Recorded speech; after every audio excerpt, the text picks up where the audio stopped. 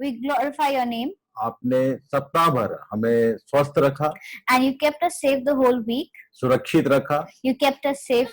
और आपने फिर से हमें मौका दिया And you gave us this wonderful time कि हम आपके वचनों पर ध्यान लगाएं। that we can concentrate on your word. और इसलिए प्रभु जी आज के इस अध्ययन को फिर से हम आपके चरणों में सौंपते हैं। And once again we put this study at your feet, Lord. हम सब बातों को आपके आत्मा की अधीनता में सौंपते हैं। We give everything and we want to incline it according to your spirit. हमारे जीवन, हमारे इक्विपमेंट और जितने पार्टिसिपेंट्स हैं, सब के सब हम आपके चरणों में हैं। Our lives, our equipments and every participant of ours, we are all at your feet, Lord. हमारे जीवनों से आपकी इच्छा पूरी हो। May your will be done through our lives. आपको महिमा मिले। May you be glorified. ये प्रार्थना हमारे प्रभु यीशु मसीह के नाम से मांगते हैं। We ask this in Jesus Christ our Lord. आमीन। Amen. तो परमेश्वर पिता का धन्यवाद हो। We thank Father God. कल हमने एक होमवर्क किया सबने मिलके। We had a homework for yesterday. और ये एक बहुत कॉमन वर्स है जिसको मैंने बोला था। And it's a very common verse that we quote. रोमी 8 अध्याय उसके 38 और 39 पद में लिखा है। In Romans 8:38 and 39 it is mentioned. क्योंकि मैं निश्चय जानता हूँ कि ना मृत्यु, ना जीवन, ना स्वर्गदूत, ना प्रधानताएं, ना वर्तमान, ना भविष्य, ना सामर्थ, ना ऊंचाई, ना गहराई और ना कोई और सृष्टि हमें परमेश्वर के प्रेम से जो हमारे प्रभु मसीह यीशु में है अलग कर सकेगी। For I am convinced that neither death nor life, neither angels nor demons, neither the present nor the future, nor any power, neither height nor depth, nor anything else in all creation will be able to separate us from the love of God that is in Christ Jesus our Lord. यही हमने कल समाप्त किया था। And we had ended it here. पर मैं आपको फिर से याद दिला दूं। Let me remind you again. इनमें से कोई भी चीज हमको परमेश्वर से अलग नहीं कर सकती। There is nothing that can separate us from the love of God. पर जिसको हमने मीडिएटर का नाम दिया, but whom we have called the mediator, जिसका नाम शैतान है, the one who's called Satan, वो परमेश्वर की सृष्टि को ही यूज करके उसके ऐसे लोगों को उससे अलग कर देता है जो जिनका ये विश्वास है। and he uses the creation of God and separates the people who believe this from God. मैं बताना चाहता हूँ, I want to tell you, एक बार फिर से आपको रिपीट करा दूं। let me repeat it again. ये जो ट्रांसग्रेशन शब्द आया है, this word transgression, ये इसका एक्चुअल करने वाला शैतान है, and the one who is going to do it or does it is Satan. और उसके 4 विशेष गुण हैं। And he has 4 characteristics. सबसे पहली बात कि वो परमेश्वर के लोगों से सीधे बात कर सकता है। The first is that he has the power of speech and he can talk directly to God's people. और उसके पास तर्क करने की और अपने इच्छा के अनुरूप ढालने की पूरी शक्ति है। And he has the power of logic and reasoning. वो धोखा देने में माहिर है। He is very good at deception. और सबसे बड़ा खतरा जो है वो परमेश्वर के बोले हुए वचनों की जानकारी रखता है। And he has the complete knowledge of God's word. और इसलिए हमको जो हम लोग विश्वासी लोग हैं, and so us, that is we the believers, हमको एक ही बात ध्यान रखना है, we need to keep one thing in mind, कि हमारा जो फाइनल गोल है वो या तो स्वर्ग है या नरक है, that our final destination is either heaven or hell. और चूंकि उसको नरक में जाना है तो वो चाहता है कि सारे परमेश्वर की जो सृष्टि है उसको लेके जाए। Because his destination is hell or the lake of fire, he also wants everyone to go along with him. और जब तक वो आग की झील में डाला नहीं जाएगा, until the time he is not put in or thrown into the lake of fire. हालांकि ये विषय अभी हमारा बच्चा है, आगे आएगा, पर मैं आज आपके लिए पढ़ना चाहता हूँ। Though this is something that we will do later on, but let me just tell you this today. प्रकाशित वाक्य 20 अध्याय उसके 10 पद में लिखा है। In Revelation 20 verse 10 it is mentioned. और उनका भरमाने वाला शैतान आग और गंधक की उस झील में जिसमें वह पशु और झूठा भविष्यवक्ता भी होगा, डाल दिया जाएगा और वे रात दिन युगानुयुग पीड़ा में तड़पते रहेंगे। And the devil who deceived them was thrown into the lake of burning sulfur, where the beast and the false prophet had been thrown. They will be tormented day and night forever and ever. ये बिस्ट कौन है और false profit कौन है और devil कौन है, ये तीनों की क्या गतिविधियां हैं, ये प्रकाशित वाक्य में मैं आपको बताऊंगा। The devil, the beast, and the false prophet, who are these and what are they going to do? We will talk about that in Revelation. एक साधारण ढंग से एक जानकारी आपको दे दूं Just for your knowledge, let me tell you, कि जैसे परमेश्वर त्रिएक परमेश्वर कहलाता है, just like God is known as a triune God, शैतान ने भी अपने को त्रिएक साबित किया है प्रकाशित वाक्य में। in Revelation we come to know that the devil is also in a triune power. शैतान जो है वो पिता है The devil is the father, और ये जो बिस्ट है, पशु है, वो उसका पुत्र का स्वरूप है, and the beast is like the son, और झूठा भविष्यवक्ता जो है वो दुष्ट आत्मा है। and the false prophet is the evil spirit. शैतान भी अपने आप को त्रिएक जैसा प्रकट करता है। The devil also shows him like a triune. उसने परमेश्वर की कॉपी करना चाहा और वो उसकी कॉपी जो है वो कैसे काम करेगा हम लोग प्रकाशित वाक्य में देखेंगे। And he wanted to copy God or be like God, and that we will learn about it in Revelation. और इसलिए आपको एक ही जगह सावधान रहना है। So you need to be careful in one place. परमेश्वर के वचन में यदि एक बिंदु मात्रा भी यदि प्लस माइनस हुआ कहीं पर भी, तो आप अपना भाग खो देंगे। Now, even if there is a comma or a full stop added in the word of God, then this means that you might lose the destination. पौलुस ने इस बात को प्रकट किया, Paul has shown, ना तो परमेश्वर के वचनों में कुछ जोड़ना ना घटाना, Paul has said that do not add anything or subtract anything from the word of God. और प्रकाशित वाक्य 22 अध्याय में भी उन्हीं शब्दों के साथ वो किताब का अंत होता है। And in Revelation 22, the book ends like that. वो बोलता है कि परमेश्वर के वचनों में जोड़ना घटाना भर मत करना।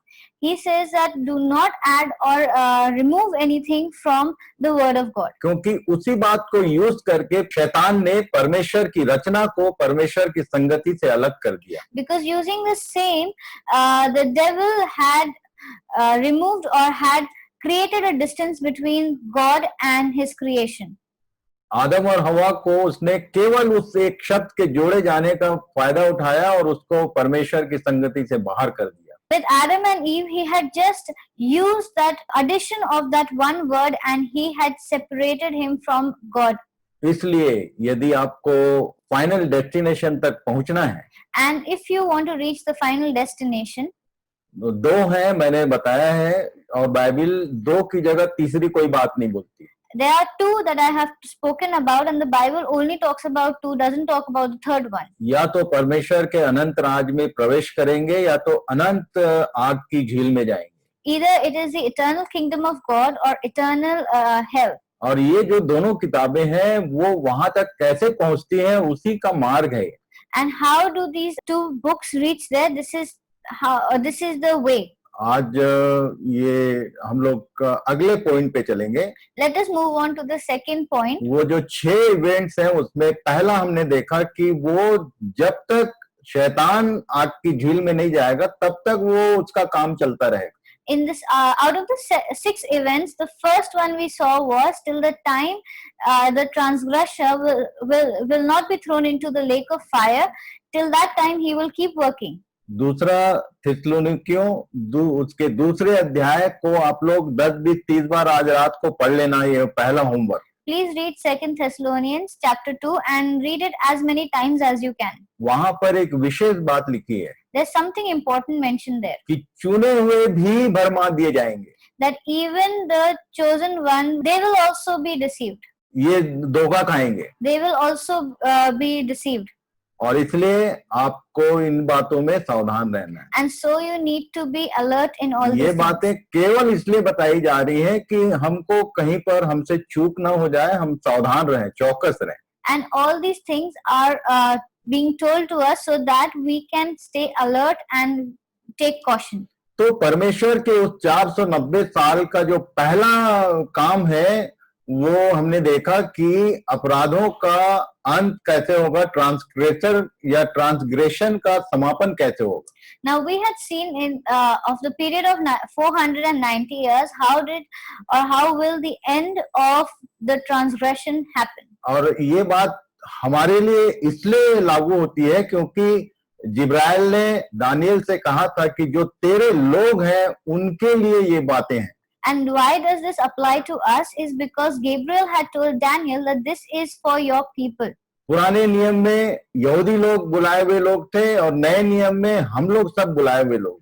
The Old Testament, the Jews were the ones who were called out, and in the New Testament, we are the ones who are called out. मैं आपको वो एक बार याद दिलाऊं, मैंने नोटिस भेजा था फ्राइडे को।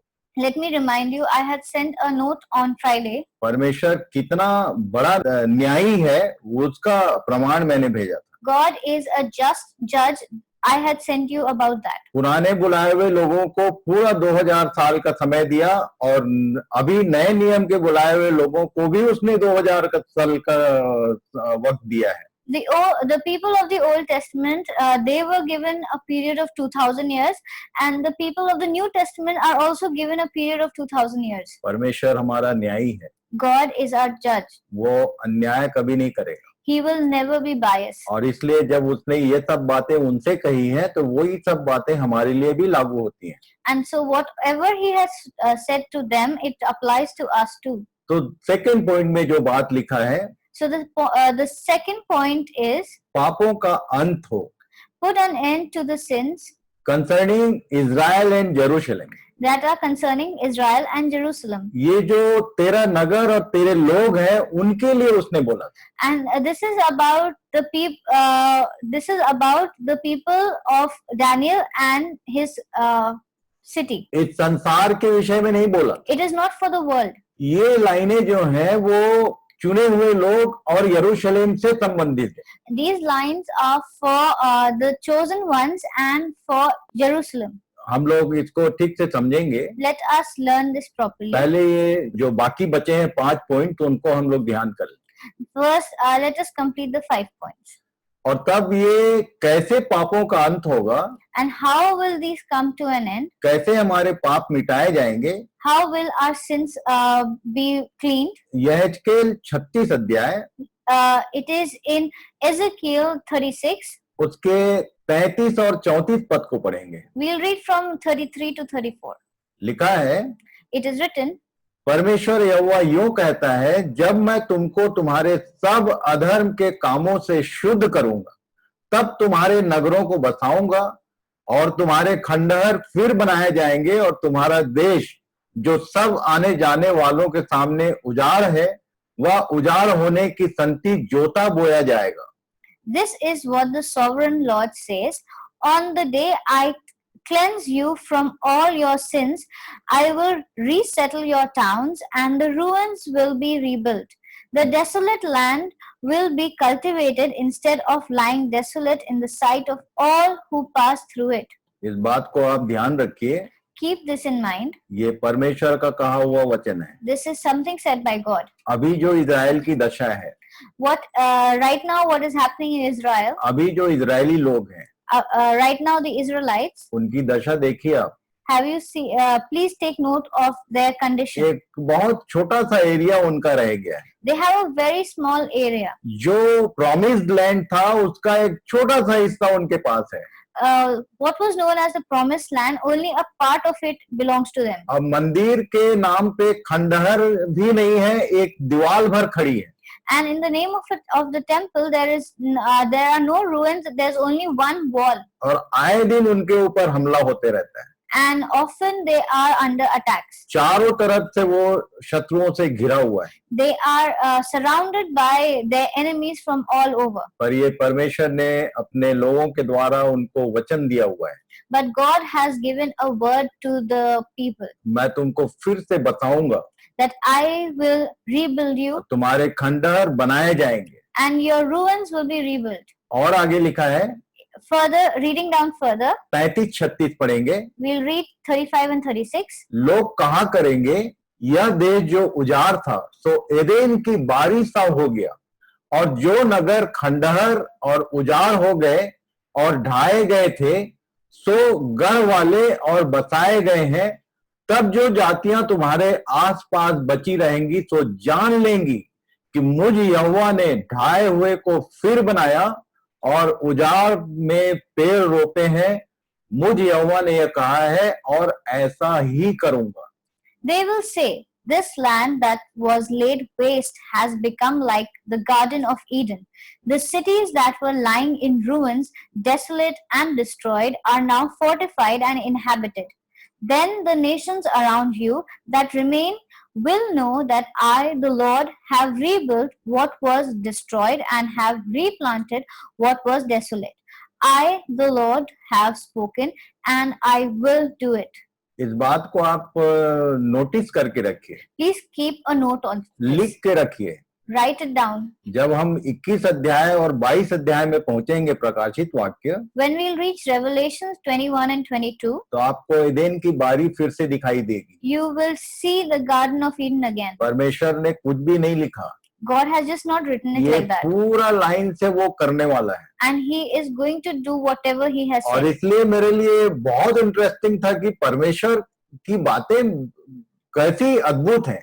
And that is why it is very interesting as how God's work or His words are awesome. आदम और हवा जो है वो खेती नहीं करते थे. Adam and Eve were not farming. उन लोग उस बगीचे में फलदायी पेड़ों का आनंद लेते थे They used to eat from the fruits of the tree of Eden, और परमेश्वर की संगति में रहते थे. and they used to be with God. आप 22 अध्याय को भी पढ़ लेना आज. And please read Revelation 22. ये एदेन की बारी आपको दिखाई देगी पहले कुछ पदों में. The Garden of Eden will reappear there. ऐसा अद्भुत परमेश्वर है.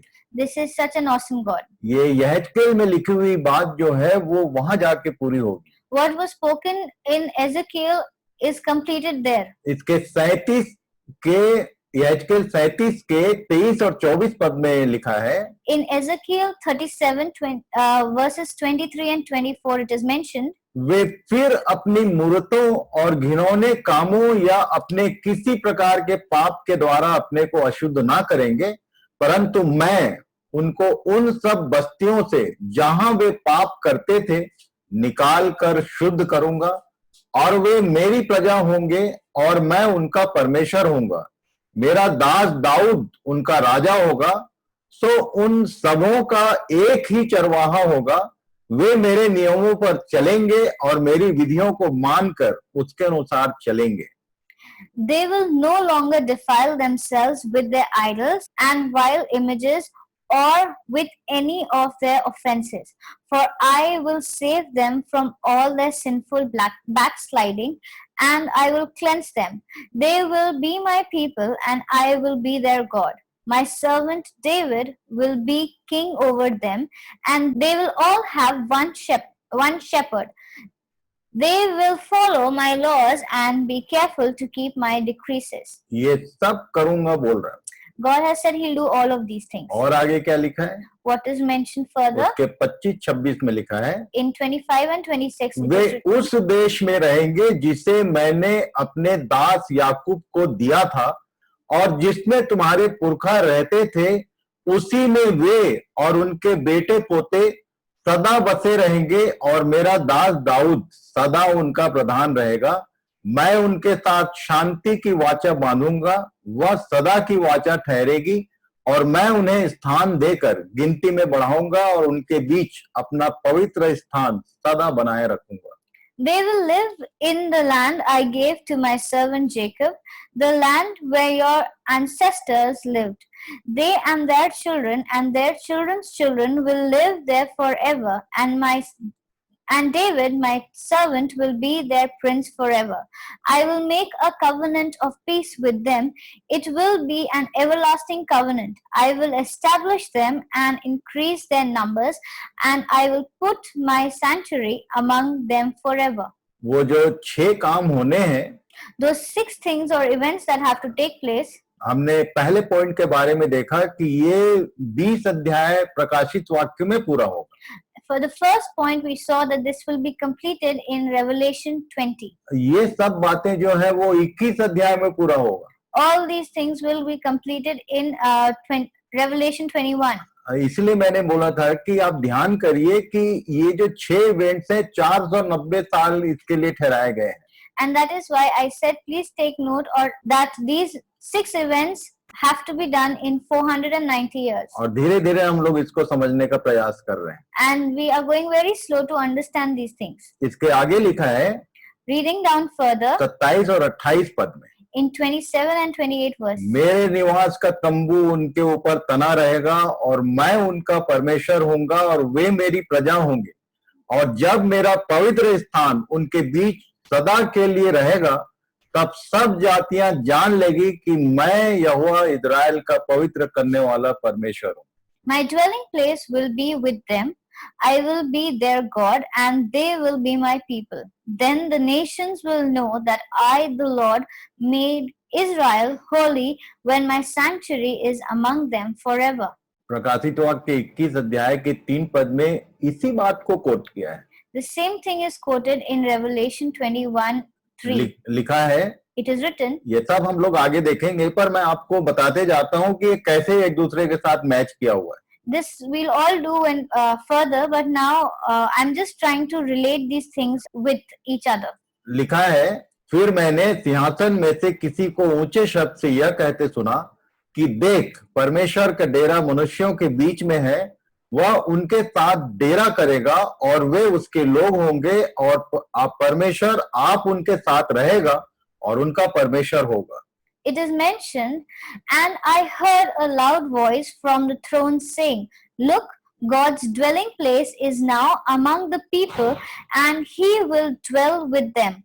They will be his people, and God himself will be with them and be their God. कहने का मतलब यह है कि आगे होने वाली एक बात है जिसके लिए परमेश्वर ने वचन दिया हुआ है. I want to tell that these things are going to happen in the future, and God has given a promise for that. और उसके बाद तीसरे पॉइंट पे हम ध्यान करेंगे. Now let's move on to the third point. अधर्म का प्रायश्चित हो. To make reconciliation for iniquity. ये 6 काम में से तीसरा काम है. This is the third thing or event of those 6 things. अधर्म का प्रायश्चित. Atonement. इसके लिए जो ग्रीक वर्ड यूज किया है वो कफर है, KAPHAR. There is a Greek word used for this which means kafar, spelling KAPHAR. और तब यदि मैं कहूँ ये जो एटोनमेंट प्रोनाउंस करते हैं तो मैं मेरे हिसाब से इंग्लिश में बोलता हूँ एटोनमेंट. This word atonement, if according to me, I say it is atonement. जो हमारे भारत देश का कॉन्सेप्ट है मोक्ष का.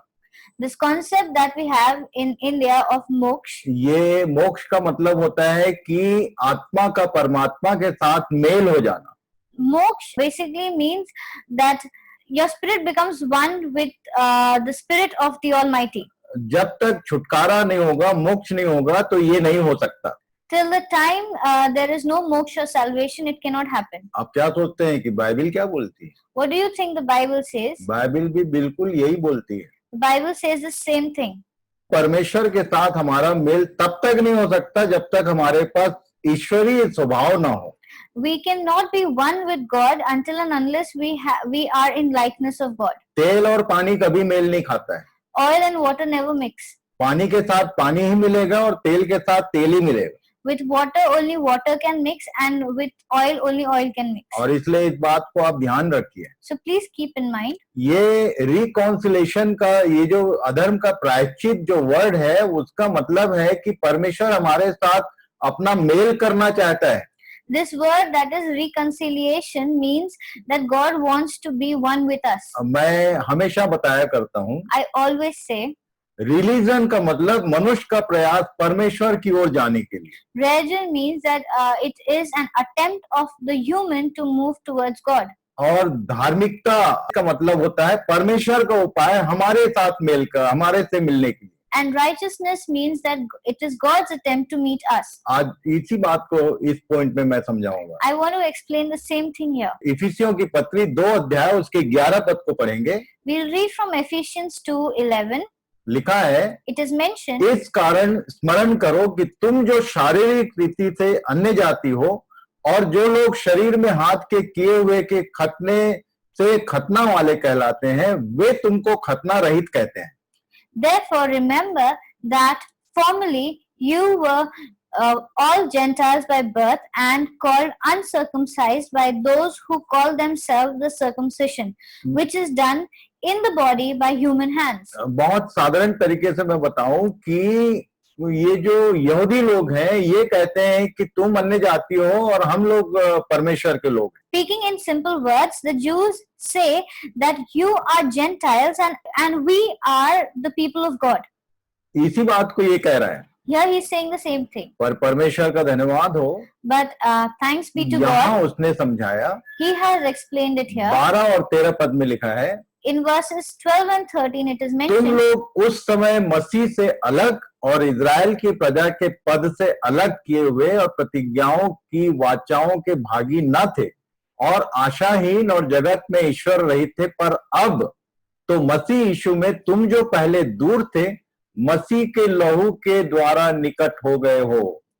remember that time you were separate from Christ, excluded from citizenship in Israel, and foreigners to the covenants of the promise, without hope and without God in the world. But now in Christ Jesus, you who once were far away have been brought near by the blood of Christ. आपको मैं बता दूं कि Messiah का claim यहूदी लोग करते हैं, अन्य जातियों के लिए नहीं था वो।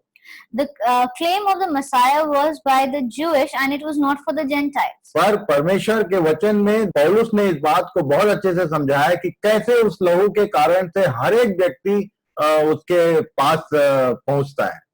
And Paul explained it that over here that it was because of the blood of Christ that everyone is included in that.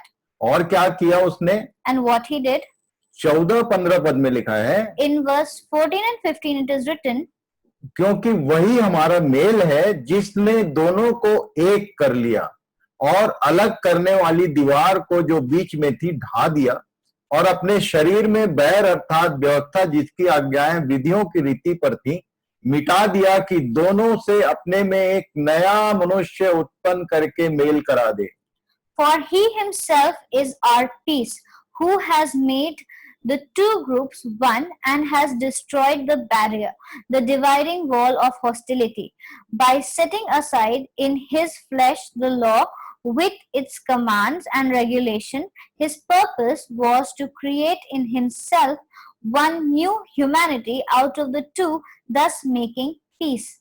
ये जो दोनों शब्द यूज करता है, The word that he uses both, ये यहूदी और अन्य जातियों के लिए शब्द यूज करता है। this word is used for both the Jews and the Gentiles. मैंने उस कल बताया था I had spoken about it कि yesterday, सारा संसार जो है वो केवल दो भाग में बटा हुआ है that the whole world is divided into two groups परमेश्वर की दृष्टि में। according to God. कुछ लोग यहूदी हैं, कुछ लोग यूनानी हैं। That some people are Jews and some are Gentiles. यहाँ लिखा है Here it is mentioned, कि दोनों को उसने किसी एक जगह एक किया and that he had made the two one. और बीच में जो दीवार थी दोनों के बीच में उसको ढा दिया And this dividing wall of hostility was broken. और शरीर में वो दीवार कुछ नहीं, ये जो व्यवस्था आज्ञाओं की रीति पर थी वो था, उसको मिटा दिया।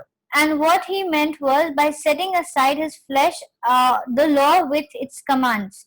और इसीलिए ये गलातियों की पत्री में बोलता है कि ना तो कोई यहूदी रहा ना कोई यूनानी रहा, पर अब मसीह में हम नई सृष्टि हैं। And that is why in Galatians he says that no one is a Jew or a Gentile.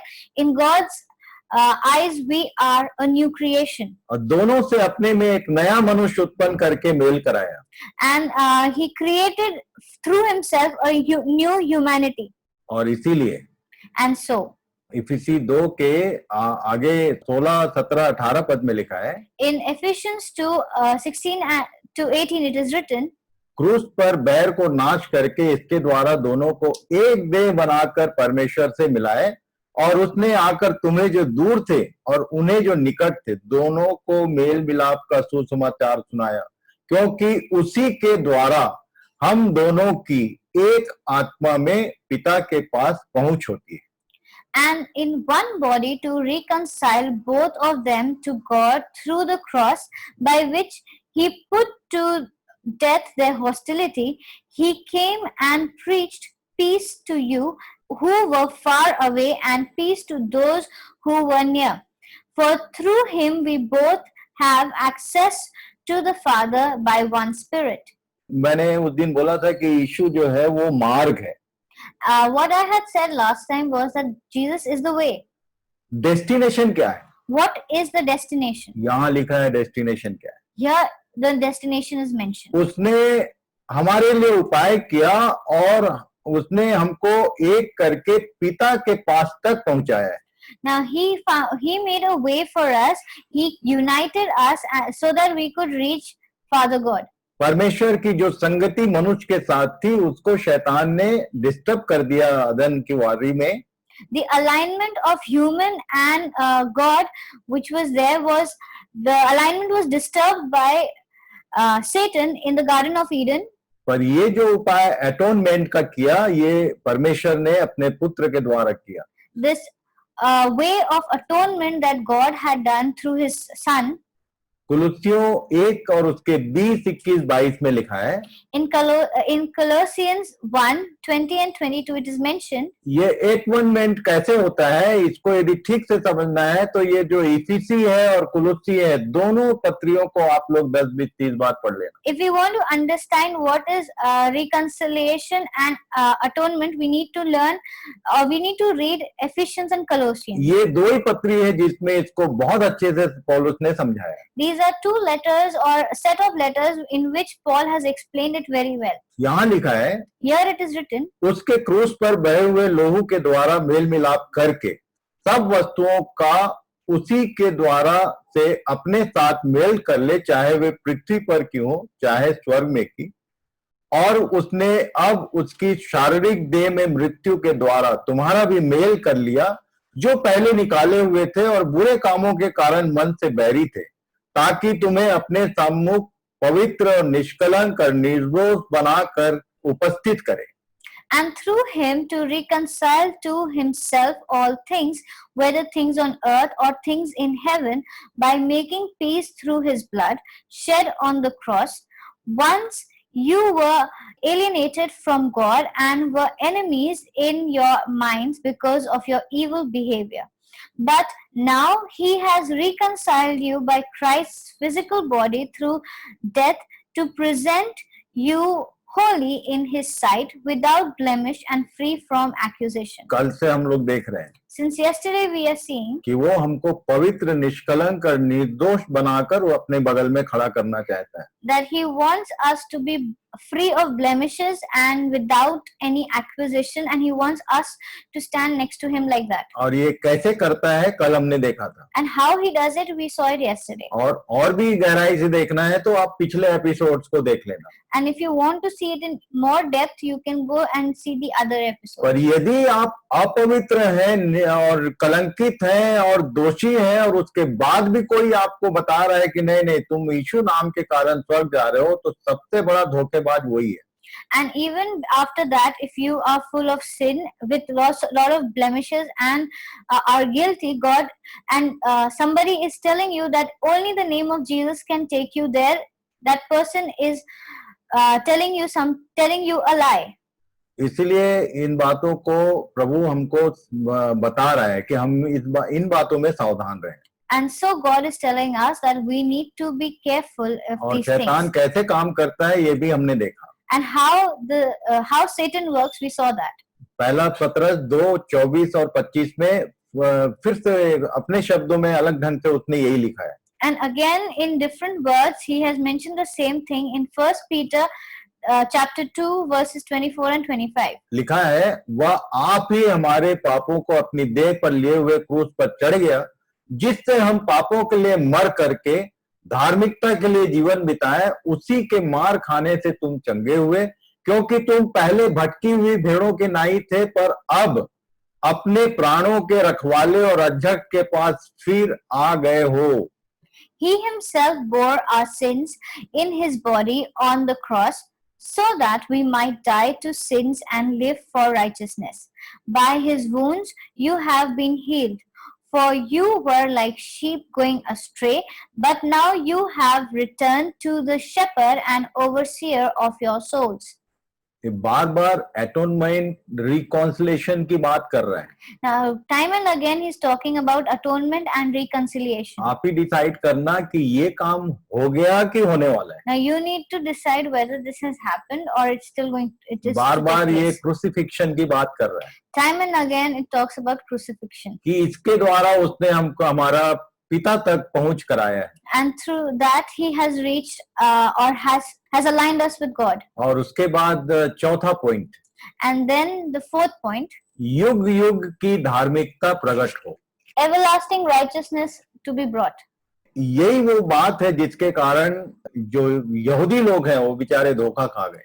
This is the thing because of which the Jews were in a delusion. Look 1 और उसके 31, 32, 33 में लिखा है, In Luke 1:31 to 33 it is mentioned, स्वर्गदूत ने मरियम से कहा था, the angel had said to Mary, लिखा है, it is written, देख तू गर्भवती होगी और तेरे एक पुत्र उत्पन्न होगा, तू उसका नाम यीशु रखना, वह महान होगा और परम प्रधान का पुत्र कहलाएगा, और प्रभु परमेश्वर उसके पिता दाऊद का सिंहासन उसको देगा, और वह याकूब के घराने पर सदा राज्य करेगा, और उसके राज्य का अंत न होगा।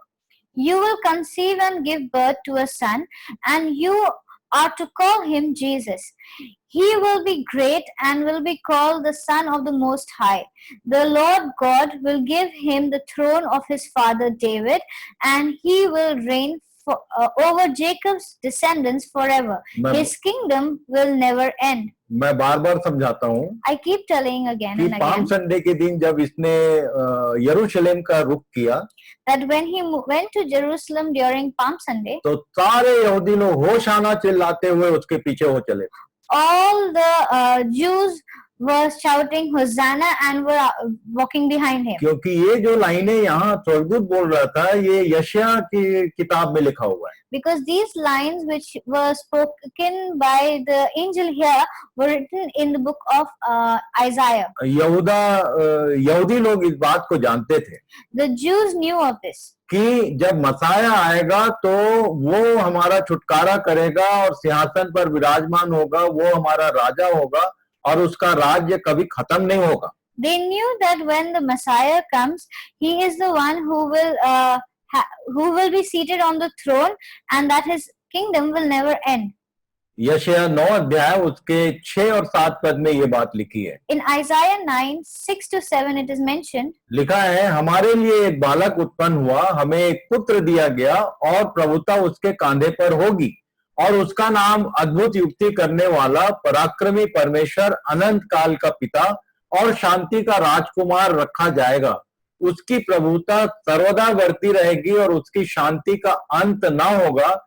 इसलिए वे उसको दाऊद की राजगद्दी पर इस समय से लेकर सर्वदा के लिए न्याय और धर्म के द्वारा स्थिर किए और संभाले रहेगा। सेनाओं के यहोवा की धुन के द्वारा यह हो जाएगा। For unto us a child is born, to us a son is given, and the government will be on his shoulders, and he will be called Wonderful Counselor, Mighty God, Everlasting Father, Prince of Peace. Of greatness of his government and peace there will be no end. He will reign on David's throne and over his kingdom, establishing and upholding it with justice and righteousness from that time on and forever. The zeal of the Lord Almighty will accomplish this. ये परमेश्वर का plan है। This is the plan of God. परमेश्वर के वचन में ये जो बातें लिखी हैं, These things which are mentioned in the word of ये God, प्रोफेटिक मैटर था, ये भविष्यवाणी थी। this was something prophetic. This was something that told about the future. और इस भविष्यवाणी में जो इवेंट्स हैं वो दो भाग में था।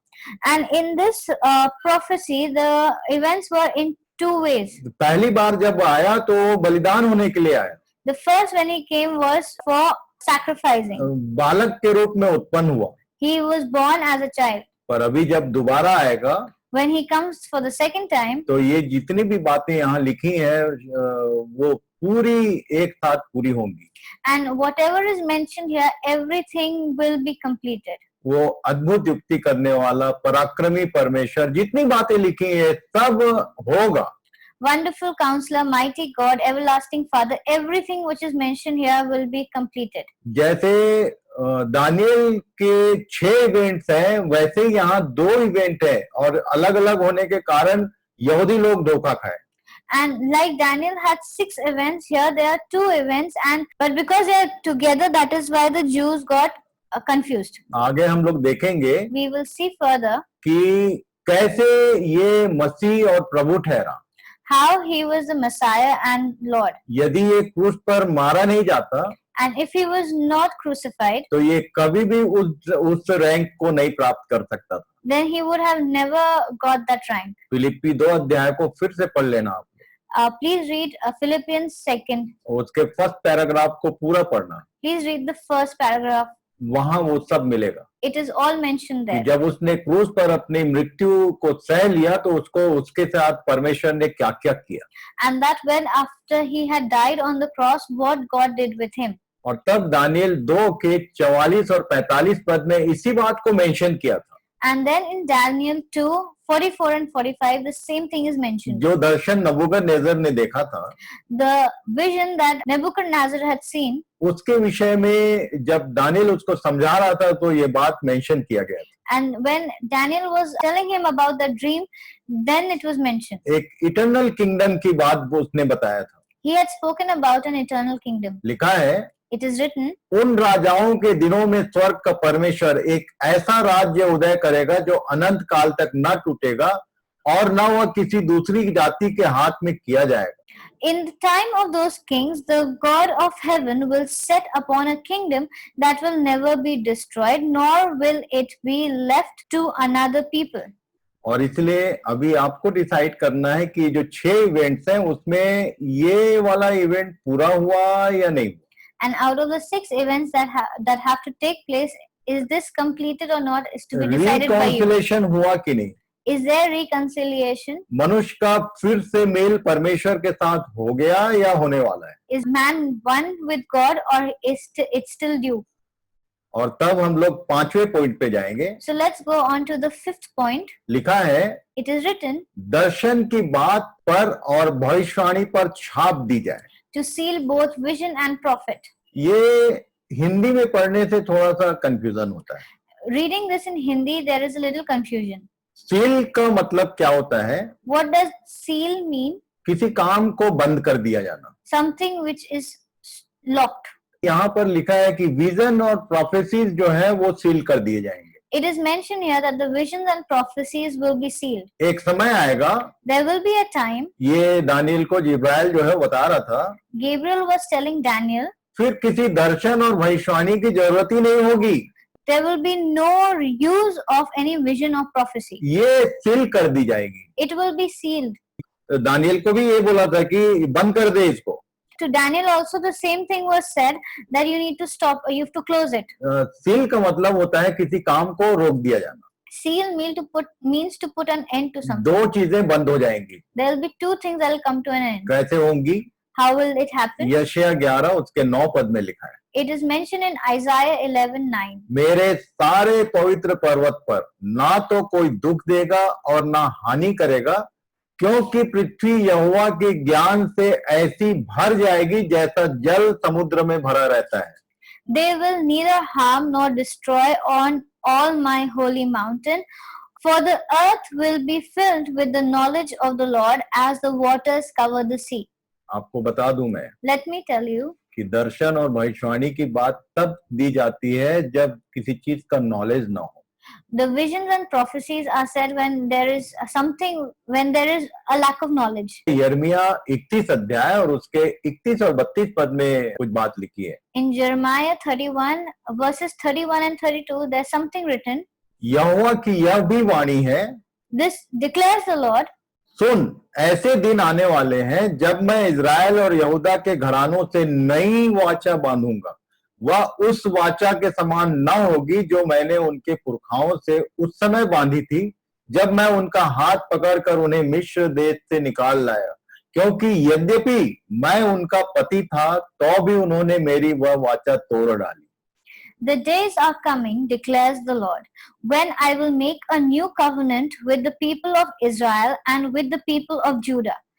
It will not be like the covenant I made with their ancestors when I took them by the hand to lead them out of Egypt, because they broke my covenant, though I was a husband to them, declares the Lord. मैं यहाँ पर एक बात आपको बताना चाहता हूँ। I wanted to tell something over here. बहुत सारे लोगों को शायद मालूम नहीं, प्रभु ने मुझसे कहा Many people do not know, but God has told me कि इसको मेंशन करना। that mention this. आपको मालूम है कि इज़राइल का हस्बैंड कौन? Do you know who is the husband of Israel? अब यर्मिया को पढ़ लेना, 2, 3, 4 अध्याय वो वहां आपको बार बार मिलेगा। If you read Jeremiah chapter 1, 2 and 3, you'll see this or read about this many जैसे times. कलीसिया और मसीह का संबंध है, वैसे ही यहोवा और इज़राइल का संबंध। Like the church and Christ have a relation, the same relation is there between Israel and Jehovah. सीधे यहाँ बोल रहा है कि मैं उनका पति था, And here he is stating that I was their husband, पर उन लोग मेरे साथ विश्वास योग्य नहीं ठहरे, but they broke my covenant. और इसलिए लिखा है, And so it is written 33-34 पद में लिखा है, in 34 and 33 it is written, परंतु जो वाचा मैं उन दिनों के बाद इज़राइल के घराने से बांधूंगा वह यह है, मैं अपनी व्यवस्था उनके मन में समवाऊंगा और उसे उनके हृदय पर लिखूंगा, और मैं उनका परमेश्वर ठहरूंगा और वे मेरी प्रजा ठहरेंगे। यहोवा की यह वाणी है। और तब उन्हें फिर एक दूसरे से यह न कहना पड़ेगा कि यहोवा को जानो, क्योंकि यहोवा की यह वाणी है कि छोटे से लेकर बड़े तक सब के सब मेरा ज्ञान रखेंगे, क्योंकि मैं उनका अधर्म क्षमा करूंगा और उनका पाप फिर स्मरण ना करूंगा। This is the covenant I will make with the people of Israel after that time, declares the Lord. I will put my law in their minds and write it on their hearts. I will be their God and they will be my people. No longer will they teach their neighbor or say to one another, know the Lord, because they will all know me, from the least of them to the greatest, declares the Lord. For I will forgive their wickedness and will remember their sins no more. परमेश्वर के वचन में लिखा है, It is written in the word of God. यर्मिया के द्वारा ये बात कही गई। This was spoken through Jeremiah. इसी बात को इब्रानियों की पत्री में याद दिलाया। The same thing was reminded in the book of Hebrews. 8 अध्याय को पूरा एक पद से लेके आखिरी तक कुछ ही वर्सेस हैं, आप पढ़ लेना। Please read chapter 8 from the beginning to the end. There are few verses. Please read it. नए नियम के शब्दों में In the word of the New Testament, 2 वाचा है, there are 2 covenants. एक पहली और दूसरी नई।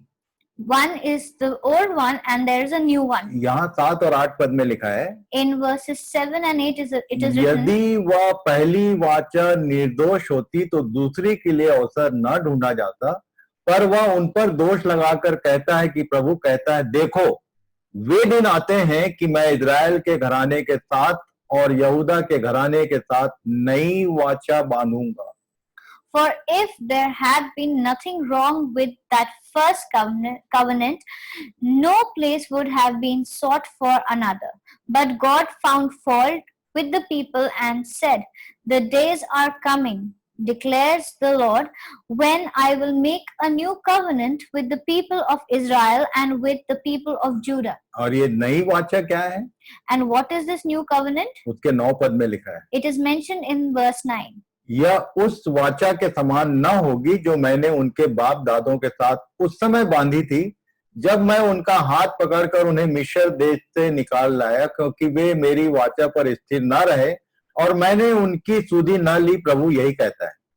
It will not be like the covenant I made with their ancestors when I took them by the hand to lead them out of Egypt, because they did not remain faithful to my covenant, and I turned away from them, declares the Lord.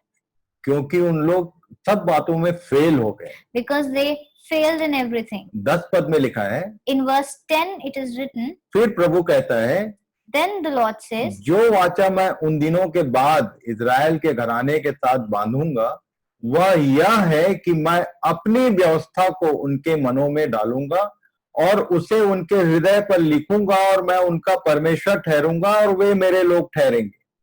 This is the covenant I will establish with the people of Israel after that time, declares the Lord.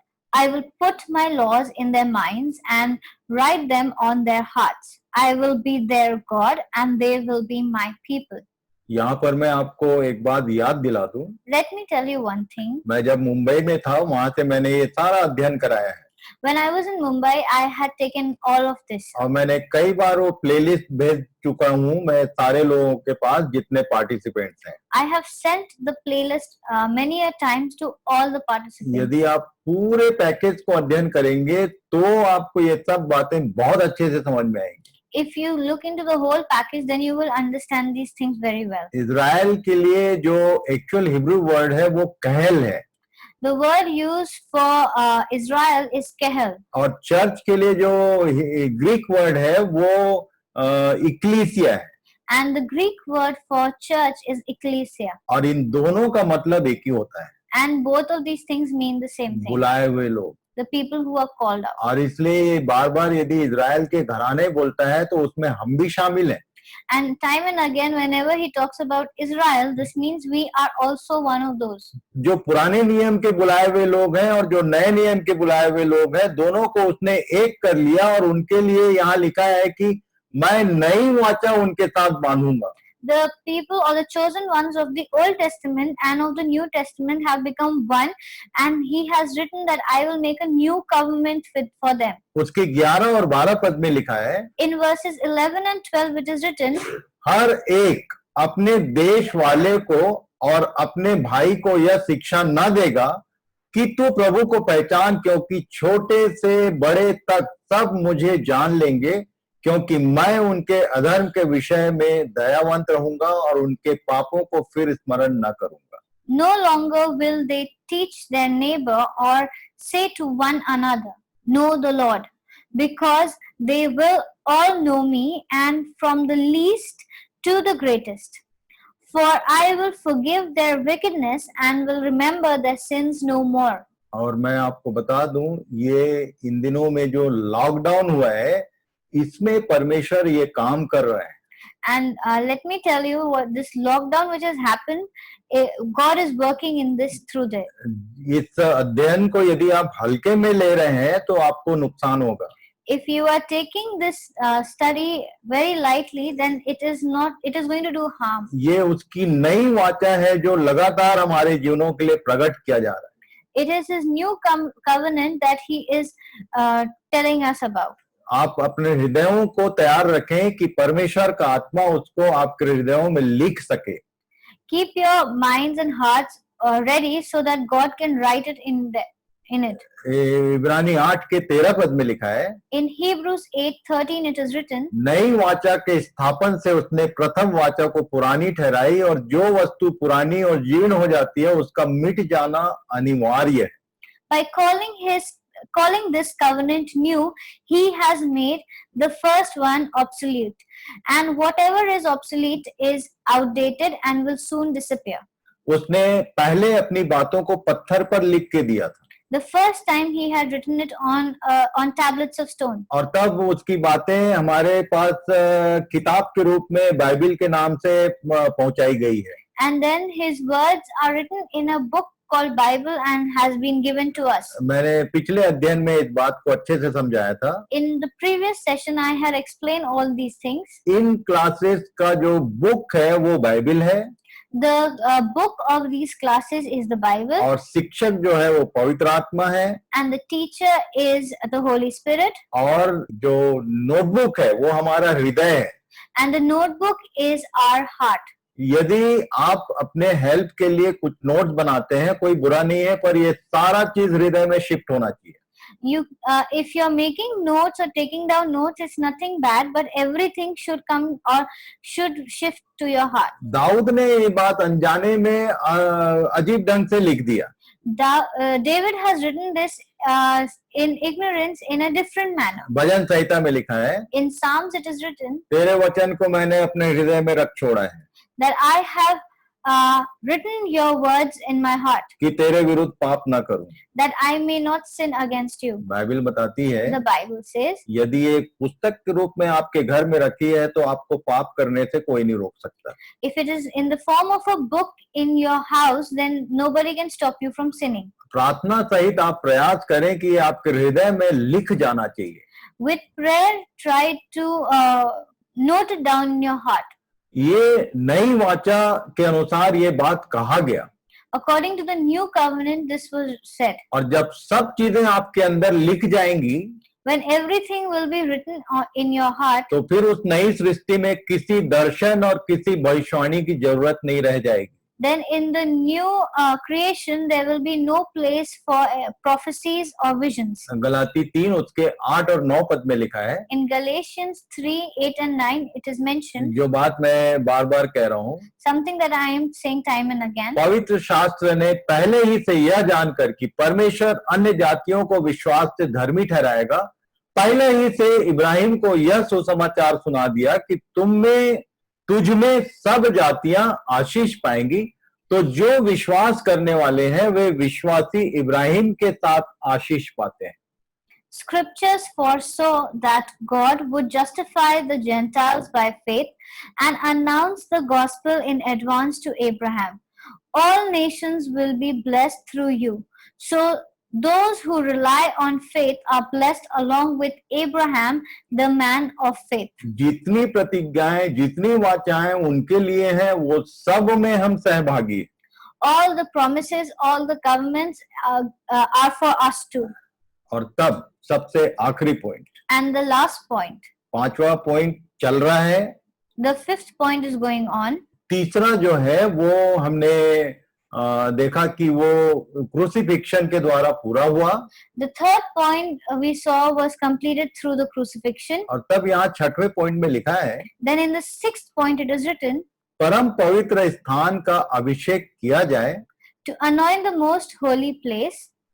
परम पवित्र स्थान, यदि आप पुराने नियम में नहीं जाएंगे तो ये बात समझ में नहीं आएगी। If you do this most holy place, if you do not refer it in the or go to the Old Testament, you will not understand it. पुराने नियम में सबसे पहले इनको मिलाप वाला तंबू दिया गया, In the Old Testament, the first thing they were given was the tabernacle, और वो 3 भाग में था, and it was in 3. It was divided into 3 parts, और जो मंदिर बनाया गया वो भी 3 भाग में था। and even the temple was made in 3 parts. आंगन, पवित्र स्थान और महापवित्र स्थान। There was a courtyard, there was the holy place, and the holy of holies. और तब यहाँ लिखा है कि पवित्र स्थान का अभिषेक करना होगा। And here it is written, anoint the most holy place. जो स्वर्गीय मिलाप वाला तंबू है वो इस पृथ्वी पर आने वाला है, This heavenly tabernacle is going to come on earth, जिसके अनुसार सियोन इस पृथ्वी पर उतरेगा स्वर्ग से। and through that Zion will come on earth. वो जो ऊपर का नगर है, पवित्र नगर, वो यहाँ आने वाला है, और परमेश्वर का सिंहासन भी यही होगा। The holy place that is there up is going to come on earth, and the throne of God will also be on earth. यदि इसको ठीक से देखना है, And if you want to see this कि properly, वो स्थान कैसा होगा, how that place is going to be, हालांकि हम लोग आगे जाने वाले हैं, though we are going to see that further, पर ये सबसे अंतिम बात जो लिखा है 6वां पॉइंट में, उसको हम लोग पढ़ रहे हैं यहाँ. so but we are learning about the 6th point or the last thing over here. उससे संबंधित कुछ चैप्टर्स हैं, वो मैं आपको बताना चाहता हूँ. There are certain chapters for their reference. Let me tell you. जकरिया 6 उसके 12-13 पद में लिखा है, In Zechariah 6:12 and 13 it is written, उसने उससे यह कहा, सेनाओं का यहोवा यूं कहता है, उस पुरुष को देख जिसका नाम शाख है, वह अपने ही स्थान से उगकर परमेश्वर के मंदिर को बनाएगा, वही परमेश्वर के मंदिर को बनाएगा और महिमा पाएगा और अपने सिंहासन पर विराजमान होकर प्रभुता करेगा, और उसके सिंहासन के पास एक याजक भी रहेगा और दोनों के बीच मेल की सम्मति होगी. Tell him this is what the Lord Almighty says. Here is the man whose name is the branch, and he will branch out from his place and build the temple of the Lord. It is he who will build the temple of the Lord, and he will be clothed with majesty and will sit and rule on his throne. And he will be a priest on the throne, and there will be harmony between the two. ये कुछ बात तो उस मंदिर के बारे में कह रहा है. There's something mentioned about that temple. उसको बनाएगा कौन? Who is going to make it? और तब यहाँ जो वर्ड यूज किया है शाख, And the word that is used here is the branch. ये ब्रांच के विषय में किस नबी ने बोला है, ये खोजना है आपको. Which prophet has spoken about the branch? You need to find that. यशायाह ने बोला, यिर्मयाह ने बोला, किसने बोला? Isaiah said, Jeremiah said, who has said? और पर यहाँ लिखा है कि ये जो शाख है ये मंदिर को बनाएगा. But it is mentioned over here, this branch is going to make or build the temple. पौलुस के शब्दों को मैं आपको याद दिला दूं. Let me remind you the word of Paul. Bible बोलती है, The Bible says, क्या तुम नहीं जानते कि तुम्हारी देह पवित्र आत्मा का मंदिर है? that don't you know that your heart is the place of or the temple of the Holy Spirit. और तब जो हमारा परिवार है उसके लिए भी उसने कहा कि ये गृह कलीसिया जो है, बार बार रोमी 16 अध्याय में कोट किया, घर की कलीसिया. In Romans 16, he has quoted time and again the family or the homely church. हमारी देह जो है वो भी मंदिर है. Our body is the temple. हमारा जो परिवार है वो परमेश्वर का घर अर्थात कलीसिया है. Our family is the temple of God. और जहां हम संगति करने जाते हैं, बुलाए हुए लोगों का समूह, उसको भी वो मंदिर कहता है. And the place of the chosen or the called out ones is also where we all go and meet or assemble is also called the church. इसको बहुत अच्छे से मैंने पिछले अध्ययन में समझाया. I have explained all this really well in the last time. फिर भी आपको याद दिला दूं. Just reminding you. मंदिर में क्या होता है? What happens in a temple? 2 काम होता है. 2 things happen. आदमी मंदिर केवल 2 काम से जाता है.